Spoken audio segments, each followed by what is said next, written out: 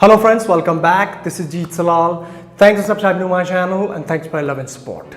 Guys, आज बात करने वाले हैं हम बेली फैट के बारे में। बहुत सारे लोगों को बेली फैट की प्रॉब्लम होती है, तो आज हम उसको डिस्कस करेंगे। सारी चीज़ें मैं बताऊंगा कि किस तरीके से आप उसको हैंडल करेंगे, कैसे ठीक कर सकते हो, या क्या क्या चीज़ें आपको डाइट में करनी है, ट्रेनिंग में करनी है, इसके बारे में बात करेंगे। और साथ ही साथ टुवर्ड्स द एंड हम एज इट इज़ की ग्रीन कॉफी बीन के बारे में भी बात करेंगे। तो बने रहिए इस वीडियो में। Let's start the video. So guys, belly fat की जब हम बात करते हैं तो ये कोई ऐसा फैट नहीं है कि ये कहीं और से आता है। बेली फैट आपकी बॉडी में लगा हुआ ओवरऑल बॉडी फैट के जैसा ही है, बस जेनेटिक वाइज या फिर कह सकते हैं कि जेंडर वाइज हमारे कुछ एरियाज होते हैं जहाँ पे बॉडी का फैट डिपॉजिट ज़्यादा होता है। मेल्स की बात करें तो बेली के एरिया में, स्टमक के एरिया में ज़्यादा फैट डिपॉजिट होती है और ज़्यादा देर तक रहती है। फीमेल्स की अगर हम बात करें तो उनके एरियाज डिफरेंट होते हैं, जैसे कि थाइज हो गया, बटक्स वाला एरिया हो गया, या फिर ट्राइसेप वाला एरिया हो गया। सो सबके फैट डिपॉजिट वाले एरियाज थोड़े थोड़े से वेरी करते हैं। तो बेली फैट को भी हम ओवरऑल बॉडी के फैट की तरह ही कंसिडर करेंगे और वही सोल्यूशंस हम इस्तेमाल करेंगे जो ओवरऑल बॉडी के फैट को कम करने के लिए हम करते हैं। अब जब हम बात करते हैं कि ये ऐसा करती क्यों है बॉडी की, आपकी बॉडी में फैट को स्टोर कर लेती है, क्योंकि बॉडी जो है वो एक ओवर प्रोटेक्टिव मदर की तरह काम करती है कि भाई जितना खाना आपने खाया, अगर वो ज़्यादा खा लिया उसकी रिक्वायरमेंट से, तो वो क्या करती है कि आगे आने वाले टाइम के लिए, फ्यूचर के लिए उसे बॉडी में ही स्टोर कर लेती है। ये प्रिमिटिव एज से, बहुत पुराने टाइम से हमारी बॉडी इस तरीके से ही डिज़ाइन हुई है। पहले जब खाना नहीं मिलता था, शिकार करते थे लोग, तो दूसरे तीसरे दिन, दूसरे हफ्ते तक खाना ना मिले तो बॉडी में ही स्टोर की हुई कैलोरीज को इस्तेमाल करती थी सर्वाइव करने के लिए। आज की डेट की बात करें तो ऐसा करने की कोई ज़रूरत नहीं है। हमारे पास फ्रिज है, हमारे पास कैबिनेट्स हैं जहाँ पे हम फूड को स्टोर कर सकते हैं। हमें पता है कि हमें नेक्स्ट दिन क्या खाना है, कितना खाना है, कैसे खाना है, सारी चीज़ें हमारी श्योर होती हैं। लेकिन फिर भी अगर हम ज़्यादा कैलोरीज कंज्यूम करें तो हमारी बॉडी में कैलोरीज को स्टोर कर लेती है फैट के रूप में, जिसे हम कहते हैं एडिपोज टिश्यूज। अब ऐसा ना हो तो उसके लिए आपको 3 चीज़ों का ध्यान रखना पड़ता है। सबसे पहली चीज़ आती है choose your food wisely. Food को आपको बहुत ध्यान से सेलेक्ट करना है। अब इसके फूड के सिलेक्शन में 2 चीज़ों का ध्यान रखना है। सबसे पहली चीज़ कार्बोहाइड्रेट्स एंड फैट्स।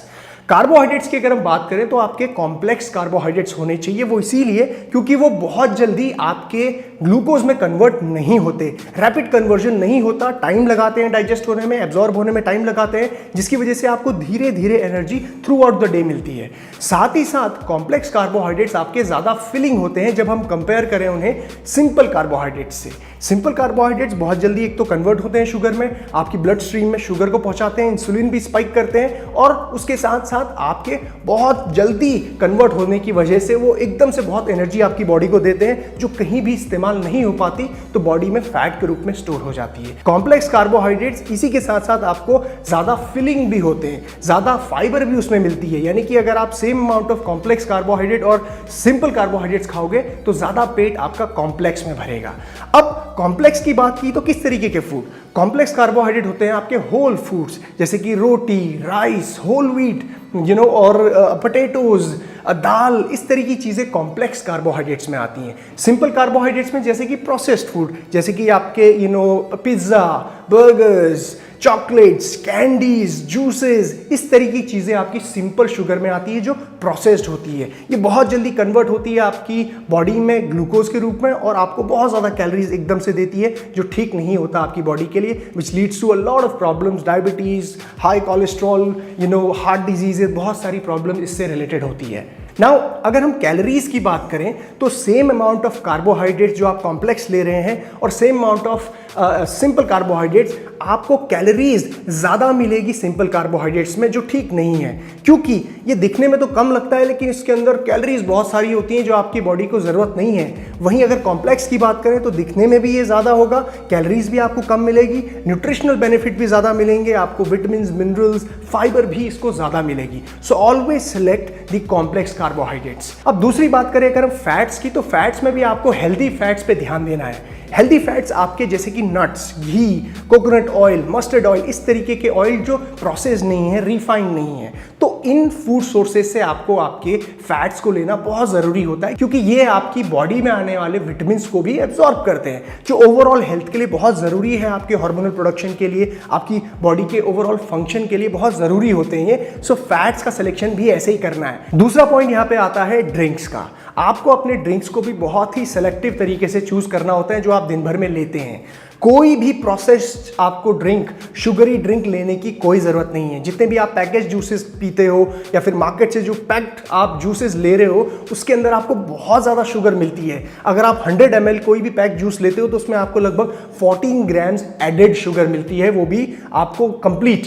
तो ये बहुत ज़्यादा आपके लिए है। अगर आप लगभग 1 गिलास पीते हैं तो करीबन आपके 200 ml के आसपास होता है। 200 ml में आपको 28 ग्राम्स एडेड शुगर मिल रही है, जो बहुत ज़्यादा है एक सर्विंग में। सो ध्यान दीजिए, इस तरीके के बेवरेजेस को इस्तेमाल नहीं करना है। कैसे बेवरेजेस लेने हैं? आप यहाँ पे कॉफ़ी कंज्यूम कर सकते हैं, ग्रीन कॉफ़ी कंज्यूम कर सकते हैं, ग्रीन टी कंज्यूम कर सकते हैं, कोकोनट वाटर कंज्यूम कर सकते हैं, वाटर कंज्यूम कर सकते हैं। तो इस तरीके की चीज़ें आपको यहाँ पे ध्यान में रखनी है। साथ ही साथ यहाँ पे आप जूसेस भी कंज्यूम कर सकते हैं जो आपके नेचुरल रॉ फ्रूट से आपने खुद बनाए हो। लेकिन उसमें भी ध्यान ये देना है कि जब आप जूस बनाते हैं तो उसकी क्वांटिटी, उसके अंदर भी शुगर की बहुत ज़्यादा हो जाती है। इवन दो वो नेचुरल शुगर है, फ्रूट शुगर है, फिर भी ज़्यादा अमाउंट में लेना ठीक नहीं है। सो यहाँ पे आप फ्रूट्स को डायरेक्टली कंज्यूम करें रादर देन हैविंग जूस। सो अगर आप एक एप्पल कंज्यूम कर रहे हैं, एक बनाना कंज्यूम कर रहे हैं, तो वो आपको ज़्यादा बेनिफिशियल रहेगा, कैलोरीज भी कम देगा, फाइबर, विटामिन आपको ज़्यादा मिलेंगे उसमें। नाउ तीसरा पॉइंट आता है सबसे इंपॉर्टेंट, वो है आपका calorie intake versus calorie expenditure. अब अच्छा खाना आप जितना मर्जी खा लें, वो तब तक अच्छा नहीं है जब वो आपकी क्वांटिटी, आपकी रिक्वायरमेंट के हिसाब से ना हो।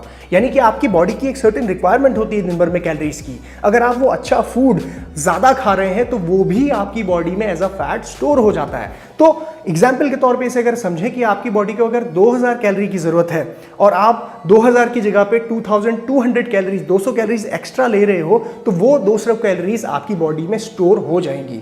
अब यहाँ पे ज़्यादातर लोग क्या करते हैं कि कैलोरी को रिस्ट्रिक्शन कैलोरी इंटेक से ही करते हैं, मतलब कि कम खाना खाते हैं। यहाँ पे ऐसा करने की कोई ज़रूरत नहीं है। आप खाना खाइए जितना भी आपको लगता है कि आपको खाना चाहिए, लेकिन उसके साथ साथ कैलोरी एक्सपेंडिचर को बढ़ाएं। वो बढ़ाया जाता है आपकी ट्रेनिंग से, फिजिकल एक्टिविटी से। जब आप ट्रेनिंग करते हो तो कैलोरीज बर्न होती हैं, और it's always good to have more food and then burn with your training, with your physical activity. तो ये हमेशा अच्छा रहता है, क्योंकि जब आप ज़्यादा खाना खाते हैं तो न सिर्फ उसमें आपको कैलोरीज मिल रही हैं, बल्कि विटामिन, मिनरल्स, न्यूट्रिशनल वैल्यू भी आपको ज़्यादा मिल रही है, जो अच्छी चीज़ है आपके शरीर को ग्रो करने के लिए, हेल्दी रखने के लिए। ठीक है, तो कैलोरी एक्सपेंडिचर का भी फायदा उठाइए। यहाँ पे ट्रेनिंग करिए, हिलिए, एक्सरसाइज करिए, सो दैट आप अपनी कैलोरीज को बैलेंस आउट कर पाएं, आप जितना भी अच्छा खाना खा रहे हैं उससे। ऑलराइट, तो अब हम बात करेंगे एज इट इज़ की ग्रीन कॉफ़ी बीन की, जो 100% natural raw, fresh and unroasted coffee beans हैं, जिसके अंदर कोई भी प्रिजर्वेटिव्स, फ्लेवर्स, एडिटिव्स को ऐड नहीं किया गया है। साथ ही साथ ये high in antioxidant which is chlorogenic acid, और इसी के साथ it's very low on caffeine, अगर इसको हम कंपेयर करते हैं इसके ब्राउन रोस्टेड वर्जन से। लो कैलोरी ड्रिंक होने की वजह से इसको आप दिन भर में 1 से 2 बार ऐड कर सकते हैं, और ये आपको किसी भी तरीके से कैलोरीज नहीं देगी, तो आपकी ओवरऑल बॉडी में फैट बढ़ने के चांसेस बहुत कम हो जाते हैं। नाउ अगर हम बात करें इसके इस्तेमाल की, तो आप इसको ग्राइंड करके इसके पाउडर को बॉईल कर सकते हैं, और उसके बाद फिल्टर करके आप इसे दिन भर में 1 से 2 बार कंज्यूम कर सकते हैं।